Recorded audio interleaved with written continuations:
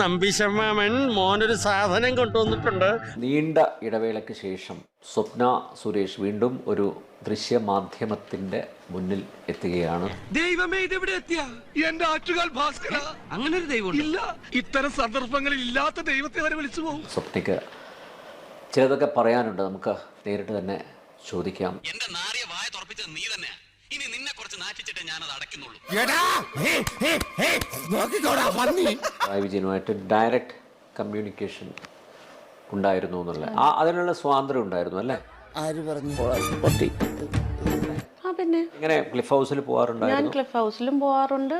അദ്ദേഹത്തിന്റെ personal assistant വഴിയാണ് എൻ്റെ അടുത്ത് ഫോണിൽ സംസാരിച്ചിട്ടുണ്ട്. ഒരു താല്പര്യമുള്ള വ്യക്തിയായിരുന്നു.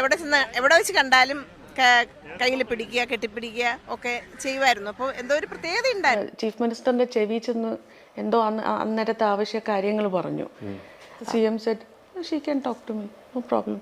അത് അവിടെ ടോക്കായിരുന്നു, അവിടെ സംസാരമായിരുന്നു. ബിക്കോസ് എനിക്ക് ഈ പ്രോട്ടോക്കോളും കാര്യങ്ങളൊന്നും എന്നെ ബാധിക്കുന്നില്ലല്ലോ. എനിക്ക് അത്രയും ഫ്രീഡം ഉണ്ടായിരുന്നു.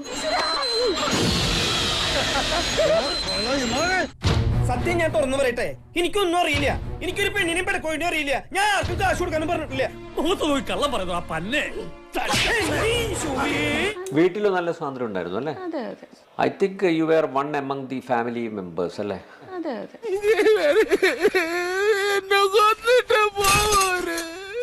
ഈ ഗോൾഡ് സ്മഗ്ലിങ്ങിനെ കുറിച്ച് ഇദ്ദേഹത്തിന് അറിയാമായിരുന്നോ? പിന്നെ അറിയാമായിരുന്നു. പുള്ളി കൂട്ടത്തിലൊരാളല്ല, ഇതിന്റെ തല തന്നെ പുള്ളിയായിരുന്നു എന്ന് നിങ്ങൾക്ക് ബോധ്യപ്പെടും. കയ്യിന്ന് പോയടാ ചാർലി. പിണറായി ഈ സ്ഥിരമായിട്ട് പറയുന്നതിനപ്പുറം തമാശയൊക്കെ പറയാറുണ്ടോ? തമാശ പറയും. ചില സമയത്ത് തമാശ കേട്ട ചിരിച്ചിട്ട് കഷത്തിൽ നീര് വീഴും.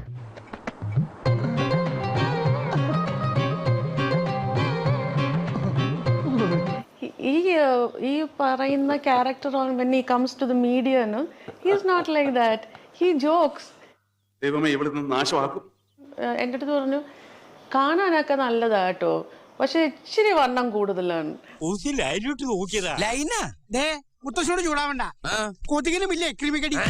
ഭയങ്കര വില്ലനായിട്ടൊന്നും എൻ്റെ അടുത്ത് പെരുമാറിയിട്ടില്ല. ആരെങ്കിലും ചോദിച്ചാലേ ചേച്ചിയുടെ ഭർത്താവാണെന്ന് പറഞ്ഞാൽ മതി. EMRL മാത്രമേ പുറത്തു വന്നിട്ടുള്ളൂ. ഇതുവരെ പുറത്തു വരാത്ത പലതും ഇല്ലേ? ഇത് പിടിക്കപ്പെട്ട ഇതിനേക്കാളും വലിയ വലിയ സംഭവങ്ങൾ പുറത്തു വരും. അതിനൊരു തീരുമാനമായി.